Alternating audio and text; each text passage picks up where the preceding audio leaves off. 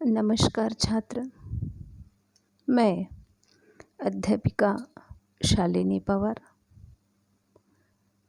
गए लेक्चर को हमने देखा पाठ 6 पाप के 4 हथियार। लेखक कन्हैयालाल मिश्र, प्रभाकर। हमने देखा कि लेखक का जीवन परिचय, विधा परिचय, पाठ परिचय तथा एक परिच्छेद और उसका संक्षिप्त में अर्थ मैंने आपको समझा दिया था। तो बच्चों, अब हम आगे शुरुआत करते हैं। आप स्क्रीन पर ध्यान दें। सुधारक पापों के विरुद्ध विद्रोह का झंडा बुलंद करता है। झंडा बुलंद करना का अर्थ है किसी विचार को स्वीकार करना। तो पाप और उसका प्रतिनिधि, पापी समाज उसका उपेक्षा करता है, उसकी ओर ध्यान नहीं देता और कभी कभी कुछ सुन भी लेता है तो सुनकर हंस देता है, जैसे वह किसी पागल की बड़बड़ हो, प्रलाप हो। इन क्षणों में पाप का नारा होता है, अरे छोड़ो इस ओर, अपना काम करो। तो सुधारक का सत्य उपेक्षा की इस रगड़ से कुछ तेज होता जाता है। उसके स्वर अब पहले से कुछ पैने हो जाते हैं और कुछ ऊंचे भी। तो लेखक का कहना है बच्चों की बुराइयों के विरुद्ध, देखिए मैं अर्थ समझाती हूँ आपको। बुराइयों के विरुद्ध सुधारक की बातें लोगों को किसी पागल व्यक्ति की बकवास लगती है, जिन्हें वे सुनना ही नहीं चाहते। यदि कभी एकाध बात सुन लेते हैं तो उसकी निंदा करते नहीं थकते और उस पर लोगों को बेवकूफ़ बनाने का आरोप लगाने लगते हैं। लेखक कहते हैं कि जब सुधारक का स्वर कुछ प्रखर हो जाता है, यानी पैना, है ना। अब देखिए, अब समाज का पाप विवश हो जाता है कि वह सुधारक की बात सुने। वह सुनता है और उस पर निंदा की बौछारें फेंकने लगता है। सुधारक सत्य और समाज के पाप के बीच यह कालियों की दीवार खड़ी करने का प्रयत्न है। जीवन अनुभवों का साक्षी है कि सुधारक के जो जितना समीप है वह उसका उतना ही बड़ा निंदक होता है। और यही कारण है कि सुधारकों को प्रायः क्षेत्र बदलने पड़े हैं। इन क्षणों में पाप का नारा होता है, अजी बेवकूफ़ है, लोगों को बेवकूफ़ बनाना चाहता है। देखिए बच्चों, मैं संक्षिप्त में आपको व्याख्या बता रही हूँ कि यहाँ समाज सुधारने की बातें हो रही है। समाज का पाप विवश हो जाता है। कभी कभी वह सुनता भी है और उस पर निंदा करता है। इसका कारण यह हो जाता है कि समाज सुधारक और समाज के बीच एक लंबी सी दीवार खड़ी हो जाती है। कहते हैं, समाज सुधारकों के बीच जो काम करते हैं वही सबसे बड़े उनके निंदक होते हैं, उनकी बुराइयां करते हैं। तो यही कारण है कि सुधारकों को प्रायः क्षेत्र बदलना पड़ता है। समझ में आया? आगे देखिए। सुधारक का सत्य निंदा की इस रगड़ से और भी प्रखर, प्रखर का अर्थ है तीक्ष्ण, तेज हो जाता है। अब उसकी धार चोट ही नहीं करती, काटती भी है। पाप के लिए यह चोट धीरे धीरे असह्य हो उठती है और वह बौखला उठता है।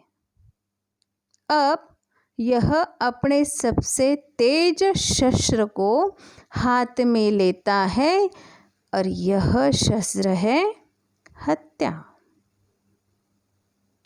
अर्थ देखिए कि इसका मतलब कि सुधारक की जितनी निंदा होगी वह उतना मजबूत बनता जाएगा और तेज होता जाएगा। उसकी चोट गहरी होती जाएगी और वह काटती भी जाएगी। इसका नतीजा कि वह तेज शस्त्र को हाथ में ले लेता है और यह शस्त्र क्या है? हत्या। यह समाज जो है उसका कोई बदलाव करे तो वह हत्या तक पहुंच जाता है। अर्थात समाज सुधारकों की बात इस लोगों को पसंद नहीं होती है। आगे देखिए।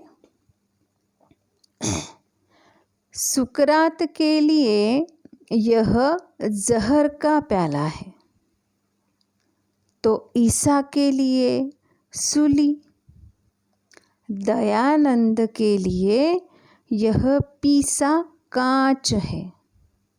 इन क्षणों में पाप का नारा होता है, ओह मैं तुम्हें खिलौना समझता रहा और तुम सांप निकले, पर मैं सांप को जीता नहीं छोड़ूंगा, पीस डालूंगा। संक्षिप्त में अर्थ देखिए कि सुकरात के लिए यह जहर का प्याला है। चित्र में दिखाई दे रहा है बच्चों आपको। यहाँ कह रहे हैं कि सुकरात ने बदलने का प्रयत्न किया तो उन्हें जहर पीना पड़ा। ईसा ने जब समाज के प्रति आवाज़ उठाई तो उन्हें सूली पर चढ़ा दिया गया। दयानंद ने आवाज़ उठाई तो उन्हें पीसा कांच दिया गया। इनमें समाज का एक ही नारा रहा कि तुम्हें खिलौना समझते गए और तुम सांप निकले, और है सांप को जीतने नहीं दूंगा, मार डालूंगा, नष्ट कर दूंगा। ओके, आगे देखिए। सुधारक का सत्य हत्या के इस घर्षण से प्रचंड हो उठता है। शहादत उसे ऐसी धार देती है कि सुधारक के जीवन में उसे जो शक्ति प्राप्त न थी अब वह हो जाती है। सूर्यों का ताप और प्रकाश उसमें समा जाता है। बिजलियों की कड़क और तूफानों का वेग भी। पाप कांपता है और अब उसे लगता है कि इस वेग में वह पिस जाएगा, बिखर जाएगा।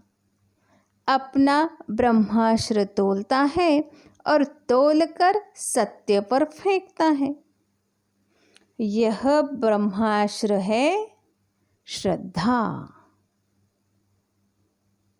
कुछ समझ में आया? ठीक है, मैं अर्थ बताती हूँ, ध्यान से सुनिए कि अब समाज सुधारक की जो सच्चाई है यह हो जाती है कि इस हत्या से उसका लक्ष्य और भी मजबूत हो जाता है।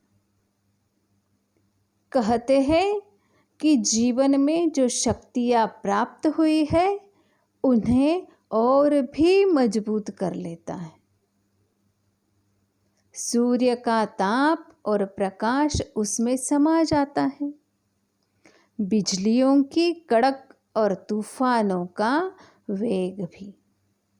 जब समाज को लगता है कि इन्होंने निश्चित कर दिया है, समाज को क्या लगता है, तब समाज कांपने लगता है और यह तो तेज धाराएं आ रही है, उसमें वह पीस जाएगा।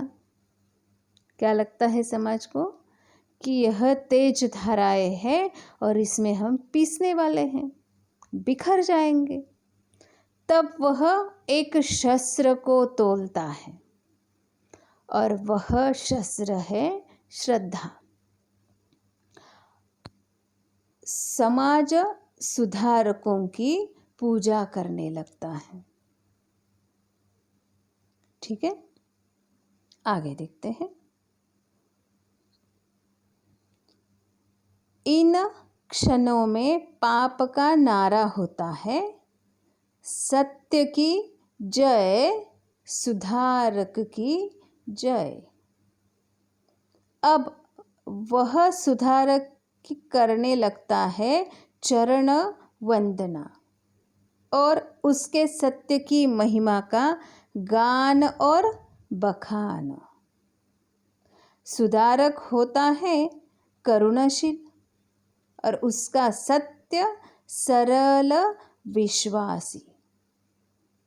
वह पहले चौंकता है, फिर कोमल पड़ जाता है और तब उसका वेग बन जाता है शांत और वातावरण में छा जाती है सुकुमारता। सुकुमारता का अर्थ है नाजुक होने की अवस्था। ठीक से सुनिए, मैं अर्थ समझाती हूँ कि इन क्षणों में पाप का नारा होता है सत्य की जय, सुधारक की जय। वह उनकी चरण वंदना करते हैं, महिमा का गान करते हैं। कहते हैं सुधारक करुणाशील होता है, उसका सत्य सरल और विश्वासी होता है। पहले वह चौंकता है, फिर कोमल पड़ जाता है, तब उसका वेग शांत बन जाता है और वातावरण में सुकुमारता छा जाती है। ओके, आगे देखिए। पाप अभी तक सुधारक और सत्य के जो स्तोत्र पढ़ता जा रहा था उनका करता है यूं उपसंहार। सुधारक महान है, लोकोत्तर है, मानव नहीं, वह तो भगवान है, तीर्थंकर है, अवतार है, पैगंबर है, संत है। उसकी वाणी में जो सत्य है वह स्वर्ग का अमृत है। वह हमारा वंदनीय है, स्मरणीय है, पर हम पृथ्वी के साधारण मनुष्य के लिए वैसा बनना असंभव है। उस सत्य को जीवन में उतारना हमारा आदर्श है। पर आदर्श को कब, कहाँ, कौन पा सकता है? और इसके बाद उसका नारा हो जाता है, महाप्रभु सुधारक वंदनीय है, उसका सत्य महान है, वह लोकोत्तर है। लोकोत्तर यानी असाधारण, विलक्षण। अर्थ देखिए कि कहते हैं कि पाप पूरी जब हार जाता है, यानी कि पूरी तरह से जब हारता है, तो सुधारक के सामने घुटने टेक देता है, यानी समाज। कहते हैं तुम ईश्वर हो, ईश्वर का अवतार हो, तुम पूजने लायक हो, तुम्हें तो युगों युगों तक पूजा जाएगा, तुम संसार में महान हो। यह सारे गुणगान गाए जाते हैं। पहले मनुष्य का तिरस्कार करो, फिर उसकी बुराई करो, फिर उसे मार डालो, चाहे जीते जी या किसी शस्त्र से, और उसके मरने के उपरांत उसकी पूजा करो। ठीक है। यह ऊंचा नारा उठता रहता है, अधिक से अधिक दूर तक उसकी गूंज फैलती रहती है, लोग उसमें शामिल होते रहते हैं। पर अब सबका ध्यान सुधारक में नहीं, उसकी लोकोत्तरता में समाया रहता है। सुधारक के सत्य में नहीं, उसके सूक्ष्म से सूक्ष्म अर्थ और फलितार्थ के करने में जुटा रहता है। अब सुधारक के बनने लगते हैं स्मारक, मंदिर और उसके सत्य के ग्रंथ और भाष्य। भाष्य माना कथन। बस यही सुधारक और उसके सत्य की पराजय पूरी तरह हो जाती है। पाप का यह ब्रह्मास्त्र अतीत में अजय रहा है और वर्तमान में भी अजय है। कौन कह सकता है कि भविष्य में कभी कोई इसकी अजेयता को खंडित कर सकेगा या नहीं? अभी संक्षिप्त में अर्थ देखिए। कहते हैं कि आज समाज का नारा कुछ और ही गूंजता है। समाज सुधारक ने समाज में बहुत बदलाव करने का प्रयत्न किया, लेकिन उस बदलाव पर किसी ने अमल नहीं किया। लेकिन हाँ, अब समाज की परिभाषा बदल गई है। जिन सुधारकों ने बदलाव किया, उनकी यादों में स्मारक बना देते हैं, या तो मंदिर, या कुछ ग्रंथों में कथन लिख देते हैं। कहते हैं कि सुधारक की पूरी तरह से यह हार ही होती है। कहते हैं, लास्ट पैरा का अर्थ अच्छे से सुनिए। कहते हैं कि पाप का हर एक ब्रह्मास्त्र होता है, क्या होता है? ब्रह्मास्त्र। और वह इसमें जीत जाता है। वह हमेशा अमर रहेगा, अजय रहेगा।